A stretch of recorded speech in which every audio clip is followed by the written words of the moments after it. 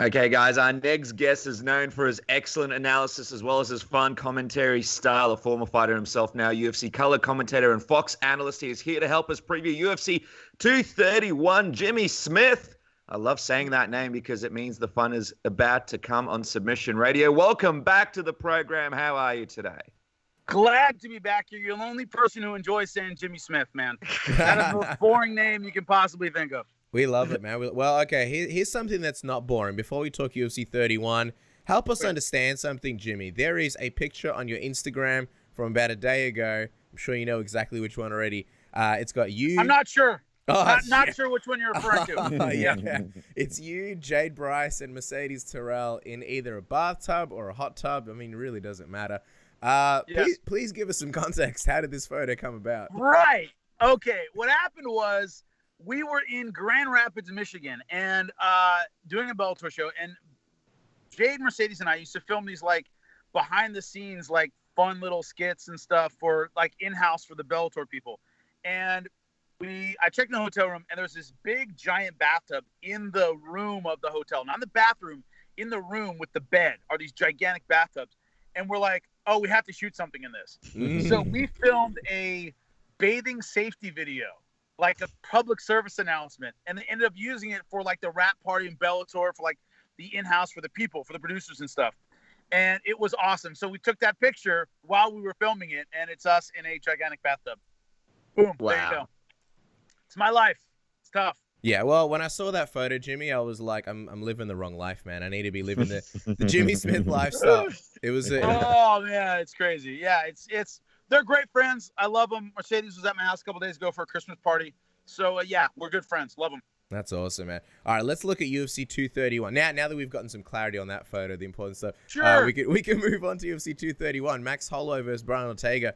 Massive fight, one that everybody's excited about. We were just talking to Mark Ramundi a second ago. Before we even break down, I guess, the fight itself, what do you think about Max Holloway coming into this fight with so many questions surrounding his health and I guess so little clarity? We've had you on the show before talking about weight cuts. I think with Max's situation, it's a little bit more complicated than that. What do you think about his somewhat quick turnaround?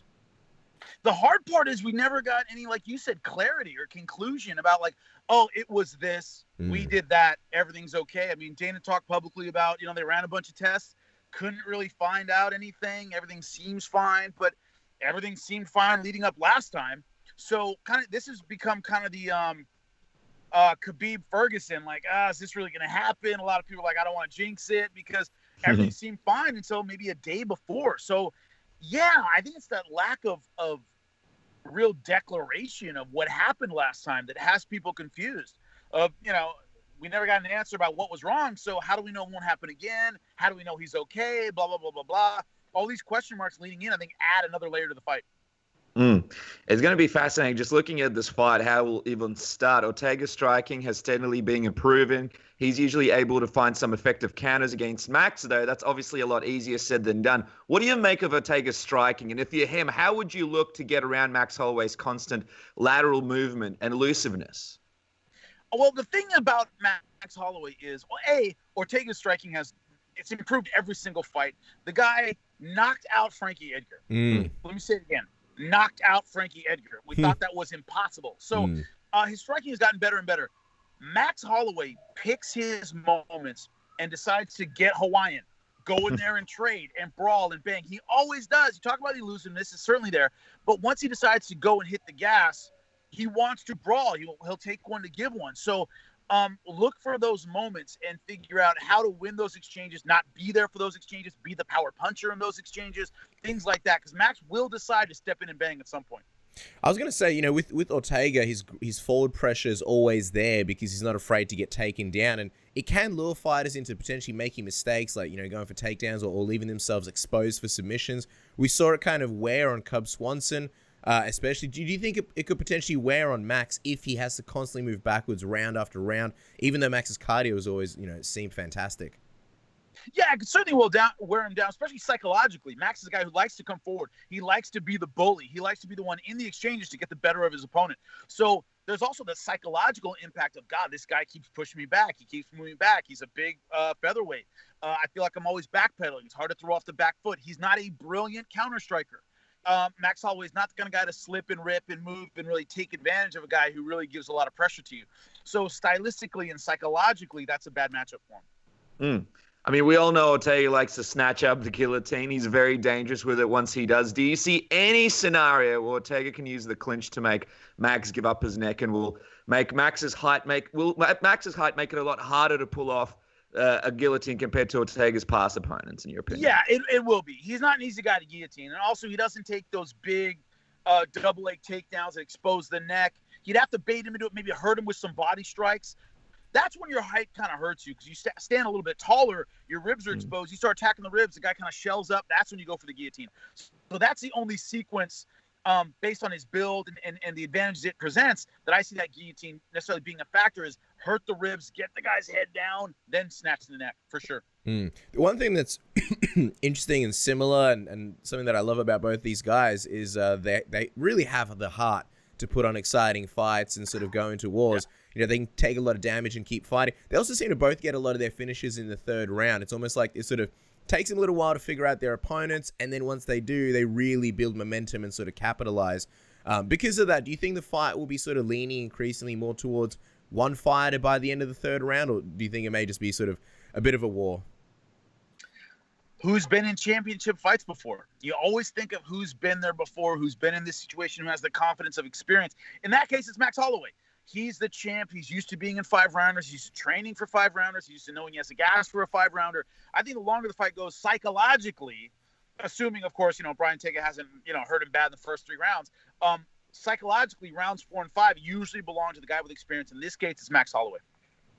Are there any other X factors that we're missing here, Jimmy? Anything else that you're sort of curious to see regarding either fighter going into this weekend? Does Max Holloway, how much did the illness, whatever you want to call it, the condition that kept him out of the last fight, how much does that psychologically affect Max Holloway? How much does he think, man, do I want to take this hit? Do I have the gas I normally do? We don't know how camp went, and we don't know how much of a factor his, once again, condition, whatever you want to call it, was in the camp. Were they thinking about it? Was it on his mind? Was he worried about it? Because having that little nugget of, something was wrong with me recently, could that have a psychological impact on this fight? I think that's big. The psychological effect of something physical. For that reason, who would you say you're leaning towards in this one, Jimmy? If you had to predict. I'm leaning toward Ortega. I think stylistically it's a good matchup for him. Holloway's been in some wars recently. Ortega, being the less experienced guy, doesn't have the miles on him. And I think maybe in the 4th and 5th round when they start hitting those exchanges and Ortega's a big puncher, he might have a little bit more left than Max Holloway. So I'm leaning toward Ortega in this fight. Well, let's talk about another banger, as the kids say. Valentina Shevchenko versus Joanna Jedrzejczyk, a fight that a lot of people are really looking forward to, a rivalry that's been going on for quite some time. Considering how they're both known for their amazing stand-up, how would you compare Joanna and Valentina's striking? Who would you give the advantage to, Jimmy? Almost equal, but Shevchenko's bigger. It's very hard to find a clear advantage for Joanna Jedrzejczyk. Meaning, if you say, I think Joanna Jedrzejczyk's a better striker, it's by a millimeter. It's by this, and that. Does it overcome a natural 10, 15-pound weight disparity? That's the question. But these two fighters are very, very similar. I mean, we see more of Shevchenko's ground game, so we think she has the advantage there. Although we haven't seen a lot of Jedrzejczyk's ground game, so maybe it's there, maybe it's not. Their stand-up is very, very similar. They're aggressive. They throw good combinations. They like to move forward. They throw punches and kicks, mix them in very well together. But Shevchenko has a lot of physical advantages. So the heart department is the only one where, if you want to give Jedrzejczyk an advantage, she had more championship fights, I guess. But Shevchenko stood and traded with Amanda Nunes, who hits like you stole something from her and never backed down. We never saw her break, and she was facing a much naturally bigger opponent. So the chips are stacked, in my opinion, towards Shevchenko in this fight. I was going to say, how much of a different Joanna do you think we'll see now that she doesn't have to cut all the way down to strawweight? She's got another 10 extra pounds to play with. How do you think that might affect her in this fight? She might look better in later rounds. Her volume might pick up past round 3. I saw her, at least against Rose Namajunas, I saw some rounds where she was kind of conserving energy a little bit, or she seemed, maybe it was because of rose, but she seemed a little hesitant to throw. And the next round she would come back, and it seemed like somebody who was maybe conserving a little energy, perhaps. 5-round fight. You want to see, do I have enough gas? I don't think that's going to be as much of an issue in this fight. I think she's going to hit the gas and stay pedal to the metal most of the fight. I think that's the difference we're going to see. She doesn't have a gigantic frame. She's not one of those people where I go, man, 15 more pounds or 10 more pounds, she can have a lot more muscle. She doesn't have a very big frame. So I think it'll help her cardio. I don't think we'll see a much stronger necessarily Joanna Jedrzejczyk. I think we'll see a lot more gas from her. And she's looking very happy in her photos leading into this fight. So I think the lifestyle just helps a little bit as well. Considering that Valentina holds 3 victories over Joanna Jedrzejczyk in Muay Thai, how do you think that may affect Joanna mentally going into this fight? As a fighter yourself, Jimmy, how much do you think these psychological aspects play a role in fights and performances? 2 ways to see it. This chick has my number in stand-up. Or this is my chance to erase all those losses. And how you see that mental switch defines fighters. It defines them. Okay. And that's what makes a great fighter great is you might beat them 9 times in a row. That just means, man, number 10 is going to mean a whole lot more.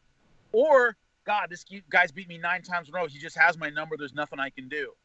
Great fighters don't think that way. They don't think, man, they beat me 3 times, man, what can I do? They think that 4th time, this one's mine. I'm going to erase all that. That's how Joanna Jedrzejczyk can say it. She's a champion. She's a champion. She's worn gold. She's mentally very, very strong. She's not going to – we didn't see her fold against Rose Namajunas after she knocked her out. So it's going to be one of those things where she's going to come back and go, I'm going to wipe her out and erase all those losses. So psychologically, I don't think it's going to be a hindrance for her. I really don't. I think it's a really, really fascinating, intriguing fight. Are you leaning towards anyone in this one, Jimmy, if you had to predict? Shevchenko. I'm leaning towards Shevchenko just because of what I said where, all the tactical things are close. I mean, you look at their striking, they're both, top shelf and they're amazing. And, you can say Shevchenko has a better grounding, but maybe Joanna does too. Maybe she has one. We just haven't seen a whole lot of it.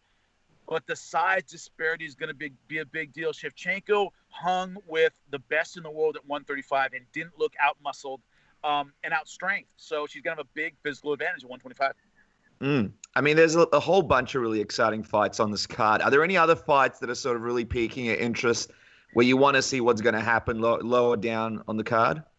Well, this one is the way I can put it myself personally.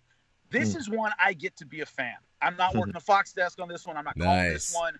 I am just like everyone else, obsessed with Brian Ortega taking on Max Holloway, and I'll tell you why.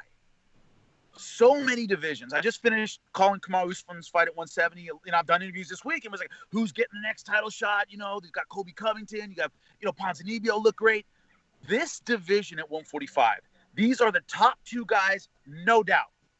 No doubt. This is the title fight to make. Number 3 is off the radar. Number 4 is off the radar. And how many times in the UFC can you say that? If you had a fight at 185 right now, Robert Whittaker versus Kelvin Gastelum, it's going to be a great fight, but a lot of people are going to go, I think Jacare deserves that. Yoel Romero, I think, deserves a rematch. There's going to be a debate. This is one of the few title fights of the past couple years where there's no debate about who should be in there. And it is Max Holloway and it is Brian Ortega. That's why I'm kind of like obsessed with the top of this card. Jimmy Smith, you should be the face of the ads for the pay-per-view. Mic drop. I'm out. You got us so excited. So excited. As we wrap up, I hate it. Can you pick the mic up for just a second? Last couple of questions. Number 1, you did a spectacular job on that Usman fight, and you just brought up the question, so we have to ask it as well. Who do you think deserves the welterweight shot? To us, I mean, it's pretty clear. I think Covington still gets the shot, and then we see what happens. But to you, do you think Usman has done enough to sort of take that shot away from Covington? I am generally in favor when you give someone an interim title. And I don't want to say give. He earned that title. He dominated Rafael dos Anjos. He deserves the next in-line spot. No matter what you think of him personally, all the things he said and done, all that stuff, he earned that shot. Now, I think Usman is next in line for the winner. And having just gone 5 rounds with a very tough RDA, I mean, I think he's in a good position to wait 6 months and get the winner. I really think this is a great position for Kamaru Usman to be in, but I think it should be Colby Covington versus Tyron Woodley for the title, and I think Kamaru Usman should get the winner. And what would you say if Covington wins and and Ben Askren wins and you've got this Ben Askren Covington thing going on? Would you see a situation where Askren gets rushed to a title shot in that situation? Well, if he just wipes out Robbie Lawler, yeah, maybe. Maybe if it's just like, if it's a one-sided beatdown, whoa. Like, what I call that water cooler moment where the next day everybody's talking about that. If he has that kind of performance, maybe. But the timing and who's put more time into the UFC favors Kamaru Usman. He's just been in longer. He's paid his dues. I think definitely, whether or not it's Colby Covington winning or whatever the deal is, let that one simmer for a bit. Let them jaw. Let them talk. Colby Covington, if he beats Kamaru Usman, then you talk about Ben Askren. But I think there's a definite linear line here. It's redundant. Linear means line. You go from, I went to college. You go from Colby Covington to Kamaru Usman to maybe the winner of Ben Askren, Robbie Lawler, depending on how they look. And I lied because I said 2 more questions, but this is my last one. Before we let you go, Tyson Fury versus Deontay Wilder. Did you get a chance to watch it? And what did you think of the outcome? Did you agree with the decision at the end? I got a chance to check it out. I haven't gotten a chance to sit down and watch the whole thing because one of the things I do, guys, before a fight, I study a lot. So when I did the Kamaru Usman fight, I've been watching fights for 10 days straight at least. Wow. And especially with the Ultimate Fighter, I watch all the Ultimate Fighters and everything. And so yeah, when I come home Saturday, I'm like, I'll watch it later. Oh my God, I have this pay-per-view Saturday. Like, okay, like I'll watch this one later. So I'm catching up with the Tyson Fury fight. I've never seen, hardly ever seen so much public opinion on one side of a decision where almost everyone who saw it thinks Tyson Fury won the fight. I mean, 1 or 2 people even believe it's a draw.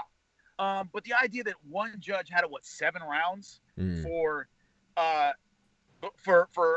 Wilder is lunacy. It's like you want to shake him and go, what fight are you looking at? Like, what are you watching? Because obviously one judge scored a draw, one scored for Tyson Fury, but I mean, Max Kellerman said, if you tried to give Wilder a draw, maybe I could see it.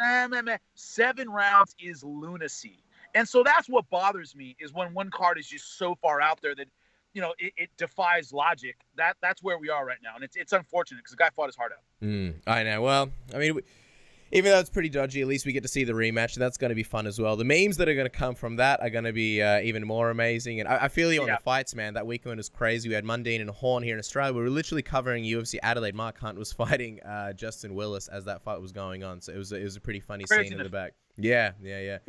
You did a phenomenal job over the weekend, man. Thank you so much for jumping on with us and previewing UFC 231. Always a lot of fun. Don't forget to follow the man on Twitter at Jimmy Smith MMA and, of course, Instagram at JSmithMMA. Always fun chatting with you, Jimmy. Thank you. You're awesome, guys. Appreciate you.